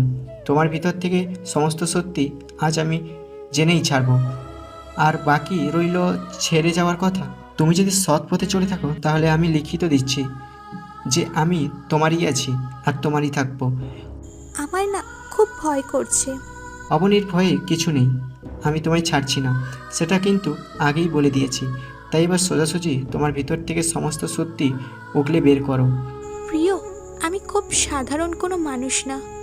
আমার মধ্যে সুপারন্যাচারাল কিছু শক্তি রয়েছে, আর সেই সুপারন্যাচারাল শক্তির মাধ্যমেই আমি গতকাল আপনাকে বাঁচিয়েছি। আপনাকে সেই প্রথম যেদিন আমি জড়িয়ে ধরি, সেই দিন এই আপনার শরীরে আমার শক্তির প্রয়োগ করেছি। আর সেই শক্তিটা এমন যে আপনাকে কেউ কখনো আঘাত করলে সেই আঘাত এসে আমার শরীরে লাগবে, কারণ আপনার শরীরে আমার দেহের রক্ষা কবচ আছে। আমার দেহে যে রক্ষা কবচটা ছিল সেটা সেই দিন আপনাকে আলিঙ্গন করার সময় আপনার শরীরে অজান্তেই পরিয়ে দিয়েছি, যার কারণে গতকাল যখন ড্রয়েডের লোকজনের আপনার উপর আগুন নিক্ষেপ করে তখন সেই আগুন এসে আমার হাতে লাগে, আর আপনি আগুন থেকে বাঁচার জন্য আপনার হাত সামনে এগিয়ে দিয়েছেন, যাতে করে কিনা সেই আগুন আপনার বদলে আমার হাত পুড়িয়েছে। কি হুম। আপনি এসব কী ধরনের কথাবার্তা বলছো তুমি? এটা কি কোনো মুভি চলছে নাকি যে যেমন ইচ্ছে হয় কাহিনী বানিয়ে দিলে? বিশ্বাস করুন, আমি যা বলছি সব সত্যি বলছি, আমার একটা কথাও মিথ্যে নয়। আচ্ছা যাও, তোমার কথা সত্যি সেটা মেনে নিলাম, কিন্তু তুমি আগে এটা বলো যে তুমি আসলে কে, আর তোমার মধ্যে এই ধরনের অলৌকিক শক্তি এসেছে কি করে? আমি কি সেটা আমি নিজেও জানি না, আর আমার শরীরে এতটা অলৌকিক শক্তি কি করে এসেছে সেটাও আমি বলতে পারবো না। অবনী, তুমি যদি কিছুই নাই জানো তাহলে তোমার কথা কিসের পরিপ্রেক্ষিতে বিশ্বাস করবো বলো? আচ্ছা, আমার কথা আপনার বিশ্বাস করতে হবে না, কিন্তু গতকাল যে আপনি ড্রয়েডে গিয়ে অদ্ভুত লোকজনকে দেখেছেন যারা আধ্যাত্মিক শক্তির মাধ্যমে আপনার উপর আক্রমণ করেছে, তাছাড়া ফরেস্ট কলোনি পুড়ে ছারকার হয়ে গেছে, তার উপর আবার গতকাল শহরে অনেক কয়টা বড় বড় শপিং মলে আগুন দিয়ে পুড়িয়ে তছনছ করে দিয়েছে। আপনার এত কিছুর পরেও কি বিশ্বাস হচ্ছে না যে মুভি ছাড়া বাস্তব জীবনে এমন অলৌকিক ঘটনা ঘটতে পারে? এখন কিছুটা বিশ্বাস হচ্ছে, কারণ আমার সাথেও অদ্ভুত কিছু কাণ্ড ঘটেছে, যেসব কিছুকে আমি এতটাও সিরিয়াসভাবে নিইনি, কিন্তু এখন তোমার কথা শুনে সিরিয়াসভাবে নিয়েছি অনেকটা।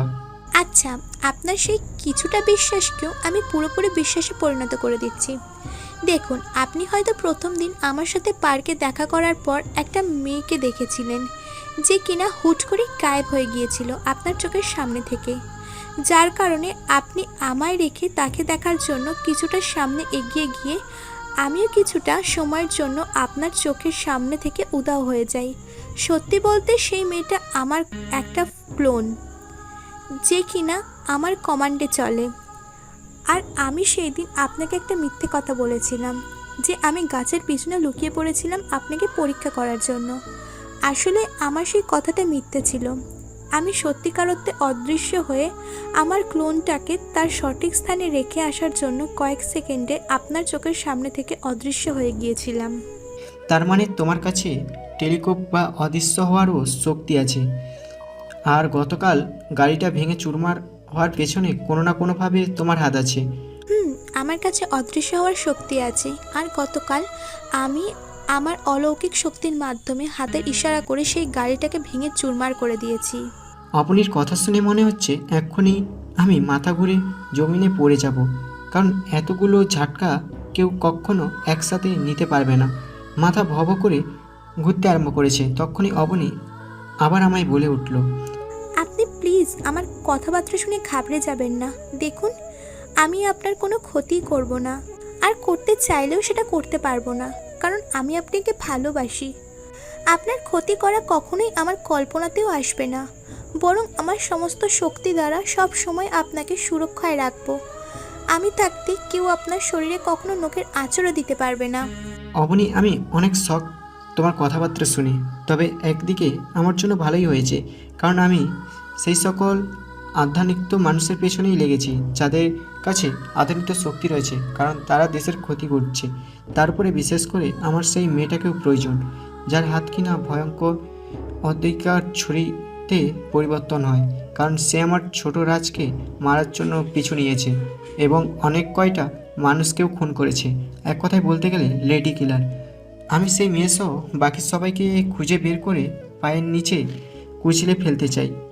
দেখুন, বাকিরা খারাপ হলেও হতে পারে, কিন্তু আমার মনে হয় সেই মেয়েটা খারাপ না। সেটা তুমি কি করে জানো যে সে খারাপ না? না, এমনিতেই মনে হচ্ছে আর কি। হবনি, সেই মেয়েটা আমার ছোট ভাই রাজকে ধাওয়াত করার পাশাপাশি কয়েকজন খুনও করেছে। তার মানে সে নিতান্তই একজন খুনি, আর খুনি কখনো ভালো হতে পারে না। ও আচ্ছা। আচ্ছা অবনী, তুমি এবার ক্লাসে চলে যাও, কারণ আমি কিছুটা সময় একা থাকতে চাই। তোমার বিষয়ে জেনে আমি পাগল হয়ে যাওয়ার উপক্রম হয়েছি। আর শোনো, ক্লাস তো শুরু হয়ে গেছে। ক্লাসে যাওয়ার পর স্যার কিছু জিজ্ঞেস করলে বলিও তুমি এতটা সময় আমার কাছে ছিলে। না, আমি ক্লাসে যাব না, আমি আপনার সঙ্গেই থাকবো। অবনী, কথার অমান্য করিও না। এমনিতেই তোমার এত সব কিছু আমি নিবারণের মতন পরিস্থিতিতে ছিলাম না, তার উপরে তুমি আমার কাছে থেকে আর মাথা বিগড়ে দিও না, না হয় কিন্তু দেখা যাবে তোমার আর আমার সম্পর্কে একটা ফাটল চলে এসেছে। এই না না, আমি চলে যাচ্ছি। যাও। আর স্যার জিজ্ঞেস করলে আমার কথাটাই বলিও। আর সব চাইলে ইম্পর্টেন্ট কথা হচ্ছে নিজের হাতে খেয়াল রেখো। অবনী ক্লাসে চলে গেল। আমি এখনও সেই জায়গায় দাঁড়িয়ে দাঁড়িয়ে ভাবছি, আমি যেই আকাশের আসল পরিচয় জানলে কিনা মানুষ থরথর করে কাঁপতে কাঁপতে বলে এই আকাশ বা রোবট কোনো মানুষ না, সে মানুষরূপী আস্ত একটা দানব। আর সেই আকাশকে কিনা অন্য কেউ এসে তার আসল পরিচয় বলে মাথা ঘুরিয়ে দিচ্ছে। না, এর একটা বিহিত করতেই হবে। অবনী যদি সত্যিকারে আমায় ভালোবাসে থাকে তাহলে তার হাত আমি কখনোই ছাড়বো না। তবে যদি 2 নাম্বারই কোনো চিন্তাভাবনা তার মাথায় মধ্যে থাকে তাহলে তাকে বাকিদের মতো পায়ের নিচে কুচলে মারবো। তবে যাক, আগে দেখি তার আসল মতিগতি কী, কারণ সে তো তার বিষয়ে সত্যিটা বলেই দিয়েছে। তাই এখন অবনীর বিষয়টা এক সাইডে রেখে বাকিদের একটা ব্যবস্থা করা উচিত, আর আমি সেটাই করব। কিন্তু এখন এসব চিন্তাভাবনা বাদ দিয়ে রেখে কলেজের বাইরে থেকে ঘুরে আসি, তাহলে মাথা উদ্যোক্তা হয়তো কিছুটা কমবে। চিন্তাভাবনার মতন কলেজের বাইরে চলে আসলাম। তারপর বাইরে এসে কলেজের পাশে একটা দোকান থেকে সিগারেটের অর্ডার করলাম। আপনারা আবার ভাবেন না, সিগারেট খাওয়ার আমার নিত্যদিনের একটা রুটিন। আসলে এটা আমি মাঝে মধ্যে খেয়ে থাকি। মাথার মধ্যে যখন অতিরিক্ত প্রেশার থাকে তখন সিগারেট ধরাই। যেমন কি একটু আগে অবনী তার বিষয়ে বলে আমার মাথায় অকেচো করে দিয়েছে, তাই এখন সিগারেটটা প্রয়োজন, না হয় মাথা ঠিক হবে না। দোকানদার সিগারেট এগিয়ে দিল। আমি দোকানের হাত থেকে সিগারেট নিয়ে গ্যাস লাইট দিয়ে জ্বালানোর জন্য গ্যাস লাইটের টিচার চাপ দিলাম। তখনই দোকানের ভেতর থেকে কেউ একজন আমার দিকে আগুন নিক্ষেপ করলো। তার সাথে সাথে আমার হাতে গ্যাস লাইটটা ফুটে দোকানের সামনা পাতিতে আগুন ধরে গেল। দেখতে দেখতে সেই আগুনের মুহূর্তের মধ্যে সমস্ত দোকান জ্বালিয়ে পুড়িয়ে ছারখার করে দিয়েছে। দোকানে যারা যারা উপস্থিত ছিল সবাই দৌড়ে দোকান থেকে বেরিয়ে গেছে। দোকানদার মামাও দৌড়ে দোকান থেকে বেরিয়ে এসেছে, কিন্তু আমি চুপচাপ সেভাবে দাঁড়িয়েই আছি। দোকানের ভিতরে জল করে আগুন জ্বলছে, আর আমি আগুনের ভিতরে দাঁড়িয়ে আছি, কিন্তু আমার শরীরকে আগুন স্পর্শও করতে পারছে না। আমি অদ্ভুত দৃষ্টিভঙ্গিতে একদিক সেদিক তাকিয়ে দেখছি। তখনই দেখি আমার থেকে কিছুটা দূরে মানব আকৃতির সেই আগুনের গোলাটা তার আসল রূপে দাঁড়িয়ে আছে। মানে হলো আগুনের যকৃত অবস্থায় দাঁড়িয়ে আছে, যাকে দেখে আমার বুঝতে বাকি নেই যে সেই জানোয়ারটাই আমার দিকে আগুন নিক্ষেপ করছে, যার কারণে পুরো দোকান মুহূর্তের মধ্যেই জ্বলে পুড়ে খাড় হয়ে গেছে। জানোয়ারটাকে দেখে আমার মাথা ঠিক হওয়ার বদলে আরও বিগড়ে গেছে, যার কারণে সেই মানুষ আকৃতি আগুনের গোলাটার দিকে তেড়ে গেলাম। কিন্তু সে আমার তেড়ে যাওয়া দেখে দোকান থেকে দৌড় দিয়ে বেরিয়ে খোলা জায়গায় গিয়ে দাঁড়িয়েছি। আমিও তার পিছু পিছু দোকান থেকে বেরিয়ে খোলা জায়গায় গিয়ে দাঁড়ালাম। খোলা জায়গায় গিয়ে দাঁড়াতেই দেখি গতকাল ড্রোইডের মধ্যে যাদের সাথে লড়াই হয়েছে তারা সবাই একত্রে হয়ে আমার সামনে দাঁড়িয়ে আছে। আশেপাশে মানুষজন সবাই এই দৃশ্য দেখে আমার কাছ থেকে অনেকটা দূরে সরে গেছে, কিন্তু আমার মাঝে ভয়ভীত বলতে কিছুই কাজ করছে না, কারণ আমার ভিতরে তাদেরকে মারার রেস বহু আগে থেকেই জন্মে আছে। যার তরুণ তাদের দিকে চাহু নজরে তাকিয়ে আছে। ঠিক সেই সময় তারা সকলেই মিলে একসাথে নিজে অলৌকিক শক্তি প্রয়োগ করে আমার উপরে হামলা করে বসলো, আর আমি আগের ন্যায় বাঁচার জন্য হাত এগিয়ে দিলাম। এর মধ্যেই অবনী হুট করে কোথা থেকে যেন আমার সামনে এসে দাঁড়িয়ে তাদেরকে উদ্দেশ্য করে চেঁচিয়ে বলে, তোদের বুকের পাটা কত বড় দেখি, তোরা আমার সামনে ওনার গায়ে হাত লাগিয়ে দেখা। আজ তোদের মৃত্যু মনে কর নিশ্চিত।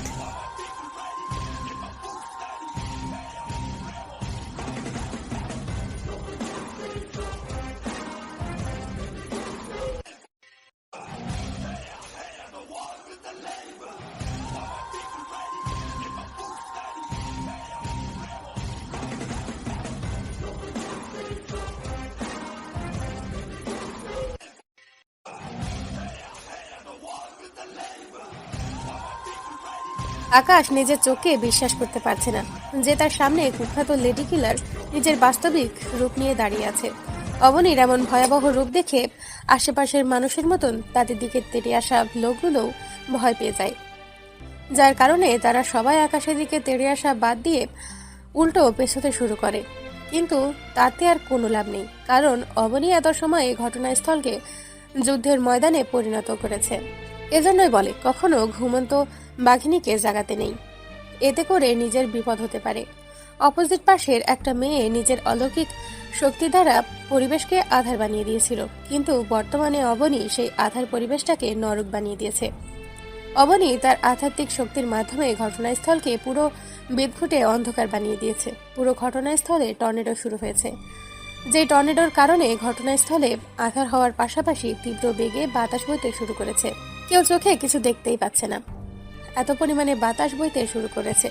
অন্যদিকে আধারের উপত্যকা থেকে বিজলির মতন কিছু একটা বিকট আওয়াজে জমিনের ওপর আছড়ে পড়ছে, যেটা দেখে এক কথায় মনে হচ্ছে কারেন্টের কোনো বড় পাওয়ার প্ল্যান্ট ব্লাস্ট হয়েছে, যার কারণে পাওয়ার প্ল্যান্টের বৈদ্যুতিক আলো জমিনের দিকে বিদ্যুতের ন্যায় আলোকরশ্মি তৈরি করছে। বিপরীত পাশের সবাই নিজের যানপ্রাণ নিয়ে উল্টো পথে দৌড়ে ছুটেছে, কারণ তারা বাঘিনীর গর্তে সে বাঘিনীকে জাগিয়ে দিয়েছে। কিন্তু অবনীও থেমে নেই। অবনী হাওয়ায় ভাসমান হয়ে তাদের পিছু ছুটতে শুরু করেছে। এক পর্যায়ে অবনী সেই মেয়েটাকে ধরে ফেলে, যে মেয়েটা কিনা নিজের অলৌকিক শক্তি দ্বারা ঘটনাস্থলকে আধার বানিয়ে দিয়েছিল। পরে সেই মেয়েটাকে ধরে কুপিয়ে তার দুই হাত শরীর থেকে আলাদা করে ফেলে। তারপর সেই মেয়ের কাটা হাত জোড়া মাটি থেকে উঠিয়ে নিয়ে তাকে বলে, কি রে, হুঁশ ঠিকানা মতো এসেছে? কোন সাহসে তোরা আমার ওনার দিকে তেড়ে আসার সাহস করেছিস? তোদের কি একবারও কলিজা কাঁপেনি আমার ওনাকে মারার উদ্দেশ্যে তেড়ে আসার সময়? ক্যাথরিন নাইট, আমি আপনার কাছে ক্ষমা প্রার্থী। বিশ্বাস করুন, আমরা জানতাম না যে আপনি রোকের সামনে রক্ষা কবচ হিসেবে দাঁড়িয়ে থাকবেন। যদি জানতাম মায়ের দিব্যি, বলছি কোনোদিনও আসতাম না। ক্যাথরিন নাইট, আপনি প্লিজ আমাকে ক্ষমা করে দিন। আমি আমার ভুল স্বীকার করছি। বেলি, তোর ভুলের কোনো মাফ নেই। আমি তোদের মাস্টারের সাথে প্রিটে করেছি। তোরা যদি তাদের মাস্টারের পক্ষে নিয়ে আমায় মারতে আসতি, তাহলে হয়তো আজ তোদের এই দুর্দশা দেখতে হতো না। হয়তো তুই আমার হাত থেকে রেহাই পেয়ে যেতিস, কিন্তু তোরা যাকে মারতে এসেছিস সে হচ্ছে আমার হৃদয় স্পন্দন, সে হচ্ছে আমার প্রাণ ভোমরা, আর তুই কিনা তাকেই মারতে এসেছিস। তোর মাফ কখনোই হবে না, তোর মরতে হবে, কারণ আমি আমার প্রিয় মানুষের একটা শত্রুকেও জীবিত রাখবো না। আর আশেপাশে যেই ঘেঁষার চেষ্টা করবে বা তাকে মারার চেষ্টা করবে, তার কিয়ামত আমি রটিয়ে দেব। Tata, good bye. Abani Beli নামক মেয়েটাকে গুড বাই বলে তার পেটের মধ্যে অবনীর দৈত্যাকার ছুরিটা ঢুকিয়ে দেয়, যার ফলে বেলি সেখানেই মারা যায়। বেলিকে মারতে মারতে অন্যদিকে বাকি সবাই অবনীর চোখে ফাঁকি দিয়ে কোনো মতে সেখান থেকে নিজের প্রাণ নিয়ে পালিয়েছে। অবশ্য অবনীরও সবাইকে মারার ইচ্ছে ছিল না, তার ইচ্ছে ছিল একজনকে মেরে বাকি সবার মধ্যে ভয় ঢুকিয়ে দিবে, যাতে করে তার প্রাণভোমরার দিকে কেউ কখনো চোখ তুলে না তাকায়। অবনী বেলিকে মারার পর হুট করে সেও বেহুশ হয়ে মাটিতে পড়ে যায়, যার ফলে ঘটনাস্থলের ভয়াবহ পরিবেশ বদলে গিয়ে আবার আগের ন্যায় শান্ত হয়ে যায়। অন্যদিকে আকাশ চোখ বড় বড় করে অবনীর দিকে তাকিয়ে আছে। সে অবনীকে এভাবে বেহুশ হয়ে পড়ে যেতে দেখে দৌড়ে গিয়ে অবনীকে মাটি থেকে কোলে তুলে নেয়। অবশ্য অবনীকে নিয়ে তার ভেতরে হাজারোটা প্রশ্নের সৃষ্টি হচ্ছে। কিন্তু বর্তমানে অবনীর এই অবস্থা দেখে সে সবকিছুকে এক সাইডে রেখে অবনীকে কোলে তুলে নেয় হসপিটালে নিয়ে যাওয়ার জন্য। আকাশ অবনীকে কোলে তুলে নিতেই আকাশের গার্ডরা দৌড়ে আসে।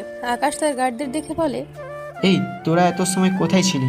ভাই, বাতাসের জন্য চোখ মেরেই তাকাতে পারছিলাম না, তার উপরে সবকিছুই অন্ধকার হয়েছিল, পথই খুঁজে পাচ্ছিলাম না। আচ্ছা শোন, আমি অবনীকে হসপিটালে নিয়ে যাচ্ছি, তোরা এই লাশটাকে ঠিকানা লাগা। আর শোন, যারা যারা অবনীর এই ভয়ঙ্কর রূপ দেখেছে তাদের সবাইকে নিজের মুখ বন্ধ রাখার আদেশ কর, না হয়তো সোজা জানিয়ে দিব মুখ খুললে পর সকাল আর কেউ দেখতে পাবে না। আকাশের কথা মতন গার্ড উপস্থিত সবাইকে শাসিয়ে নিজেদের মুখ বন্ধ রাখতে বলে। সবাই গার্ডের কথা মতন নিজের মুখে একদম তালা মেরে দেয়, কারণ কারোর এই অকালে প্রাণ হারাবার ইচ্ছে নেই। অপরদিকে আকাশ অবনীকে কোলে নিয়ে এসে গাড়িতে বসায়। তারপর ড্রাইভারকে বলে জলদি গাড়ি ড্রাইভ করে আশেপাশের একটা হসপিটালে নিয়ে যেতে। ড্রাইভার আকাশের কথা মতন গাড়ি জলদি টেনে পাশের একটা হসপিটালে নিয়ে যায়। হসপিটালে পৌঁছানোর পর আকাশ আবার অবনীকে গাড়ি থেকে কোলে তুলে নেয়। পরে অবনীকে কোলে তুলে নিয়ে হসপিটালে ডক্টর দেখায়।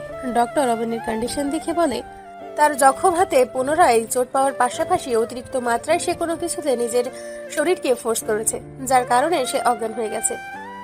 আকাশ ডক্টরের কথা শুনে সাথে সাথেই বুঝতে পেরে যায় যে একটু আগে হয়তো অবনী তার সুপারন্যাচারাল শক্তির অতিমাত্রায় ব্যবহার করেছে, যার ফলে তার এমনটা হয়েছে।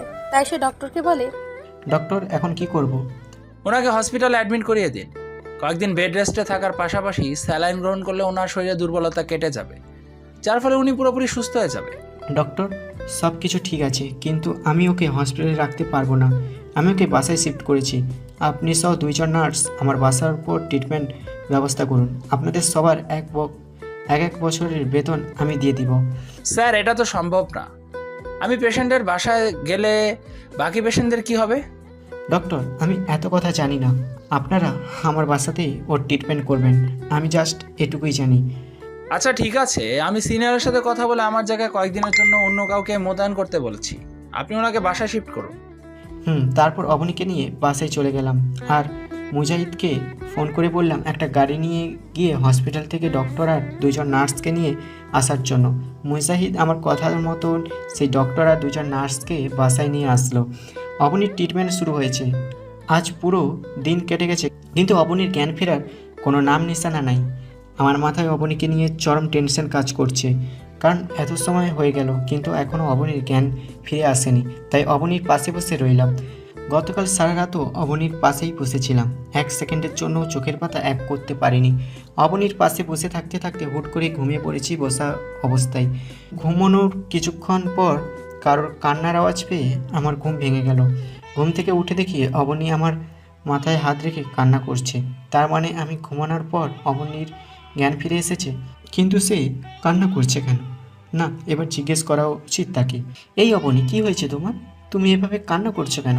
আর তোমার জ্ঞান ফিরেছে কখন? আমার জ্ঞান ফিরে আসবার গুষ্টি মারি, আপনি আগে আমার কাছে আসুন। আমার আপনাকে জড়িয়ে ধরতে খুব ইচ্ছে করছে। অবনীর মুখে এমন কথা শুনে লজ্জায় পড়ে গেলাম, কারণ রুমের মধ্যে 2জন নার্স এই দাঁড়িয়ে আছে।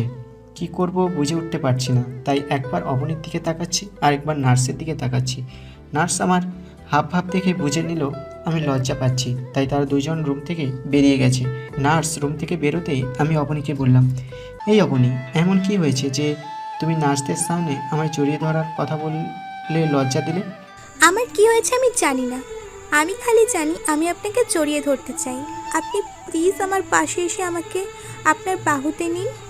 আচ্ছা নিব, তবে তারপর কিন্তু কারণটা বলতে হবে। আচ্ছা। বসা থেকে উঠে বিছানায় গিয়ে অবনীর মাথার কাছে হেলান দিয়ে বসলাম। তারপর অবনীকে শোয়া থেকে আলতো করে জাগিয়ে নিজের বুকে নিয়ে নিলাম। সেও আমায় জড়িয়ে ধরেছে। পরিশেষে তাকে বললাম, এবার কান্না করার কারণটা কি বলো? আপনি প্লিজ আমায় ছেড়ে যাবেন না, আমি আপনাকে ছাড়া থাকতে পারবো না। আপনি আমায় ছেড়ে চলে যাবেন দেখে আপনাকে আমি শক্ত করে নিজের শরীরের সাথে জড়িয়ে ধরেছি। এটাই কি আসল কারণ কান্না করাটা? না, এটাই আসল কারণ না। আসল কারণ হচ্ছে আমি আপনাকে গতকাল মিথ্যা বলেছি। সেটা তো আজ তোমার কাজকর্মে আমি নিজেই বুঝতে পেরেছি। আপনি প্লিজ আমায় ভুল বুঝবেন না আর আমায় ছেড়ে যাবেন না। অবনী, তোমার সাথে হয়তো আমার সম্পর্কটা বেশি দিন দীর্ঘস্থায়ী হবে না, কারণ প্রথমত তুমি আমায় মিথ্যে বলেছো, তারপরে তুমি লেডি কিলার যে কিনা মানুষ খুন করো। তোমার মতন মানুষের সাথে আজীবন থাকা সম্ভব না আমার। কিন্তু আমি এখন এই জন্যই তোমার সাথে আছি, কারণ তুমি অনেক অসুস্থ। দেখুন, আমি গতকাল বলতে চেয়েছিলাম যে আমি লেডি কিলার, কিন্তু লেডি কিলারের ওপর আপনার অভক্তি দেখে আমি নিজেই সেই পরিচয়টা আপনার সামনে আর দিইনি। কারণ আপনি যদি আমায় ছেড়ে চলে যান, আর তাছাড়া আমি কোনো সৎ মানুষের খুন করিনি, যারা অসৎ আর মানুষের প্রাণ নেয় নির্মমভাবে, আমি তাদেরই প্রাণ নিয়েছি। বিশ্বাস করুন, আমি কোনোভাবেই ভালো মানুষকে মারি না। তারপর অবনী, তুমি একটা মেয়ে, তোমার এত কিছু করা কিন্তু সাজে না। আচ্ছা, আমি আর কোনোদিন এইসব করব না। আপনার দিব্যি বলছি, আমি একদম আপনার মনের মতো হয়ে যাব। আপনি যেভাবে আমাকে দেখতে চাইবেন আমি সেইভাবেই হয়ে থাকব। কোনো মানুষের প্রাণ নিব না, সবসময় আপনার খুশি মতো চলবো। তাও প্লিজ আপনি আমাকে ছেড়ে যাইয়েন না। অবনীর কথা শুনে বুঝতে বাকি নেই যে আমি তাকে যেমনটা খারাপ ভেবেছি সে তেমনটা খারাপ না। তার উপরে মেয়েটা চোখে মুখে আমার জন্য পরিপূর্ণ ভালোবাসা দেখতে পাচ্ছি। না, মেয়েটাকে ছাড়া যাবে না, কারণ আমিও যে একদম দুধে ধোয়া তুলসী পাতা সেটা কিন্তু না। তাই তাকে নিজের করে আঁকড়ে রাখার চিন্তা ভাবনা করলাম, কিন্তু এখন আগে একটু তার সাথে মজা নেব। তাই তাকে বললাম, এই অবনী, তোমার সাথে আমি কখনোই আমার জীবনযাত্রা করতে পারবো না, কারণ তুমি বাজে একটা মেয়ে, তুমি মানুষকে খুন করো। আমি তো বলছি যে আমি আপনার মনের মতো হয়ে থাকবো। প্লিজ আমাকে একটা সুযোগ দিন না আপনি, আমি সত্যিই পাল্টে যাব। না, তোমার পাল্টানোর প্রয়োজন নেই। তোমার মতন মেয়েকে আমি কখনোই আপন করে নিব না। তাহলে আমায় মরতে দেখবেন নিজের চোখের সামনে। মানে কি? মানে হলো আমার হাতে সব সময় চলে। আমার হাতে দৈত্যাকার ছুরিটা দিয়ে আমি নিজেই নিজেকে শেষ করে দিব এখন। অবনীর কথা শুনে মজা করার মুড পুরোপুরি চলে গেছে, কারণ সে কখনো কি করে বসে ঠিক নাই। তাই তাকে আরও শক্ত করে জড়িয়ে ধরে কপালে চুমু খেতে আরম্ভ করলাম। সে আমার আচরণ দেখে জিজ্ঞেস করলো, কি হলো, আপনি আমি চুমু খাচ্ছেন যে? আমি না বলে খারাপ মেয়ে? আমাকে তাহলে মরে যেতে দিন। অবনী, একদম থাপড়ে গালে দাঁত ফেলে দিব। একদম উল্টাপাল্টা কথা বলবি না। আমি এতটা সময় মজা করেছি। শোন, আমিও তোকে ভালোবাসি। আমার ভালোবাসা কোনো ঠুকনো ভালোবাসা নয় যে তোকে এই ধরলাম, এই ছাড়লাম। তাই একদম উল্টোপাল্টা কথাবার্তা বলবি না, বলে দিলাম। আচ্ছা, বলবো না। আচ্ছা শোন, তোর বিষয় তো অনেক কিছুই জানলাম, তবে অনেক কিছুই কিন্তু এখনও জানা বাকি আছে। কিন্তু সেটা কবে জানবো? তার আগে তুই আমার বিষয়ে একটু জেনে নে। বলেন। আমার নাম আকাশ মাহমুদ হলেও আমার কিন্তু আরেকটা নাম আছে, যেই নাম পুরো দেশের মানুষজন জানে। মানে? আমি হলাম রবার্ট, যে কিনা অন্ধকার দুনিয়ার সবচাইতে বড় কুখ্যাত মাফিয়া।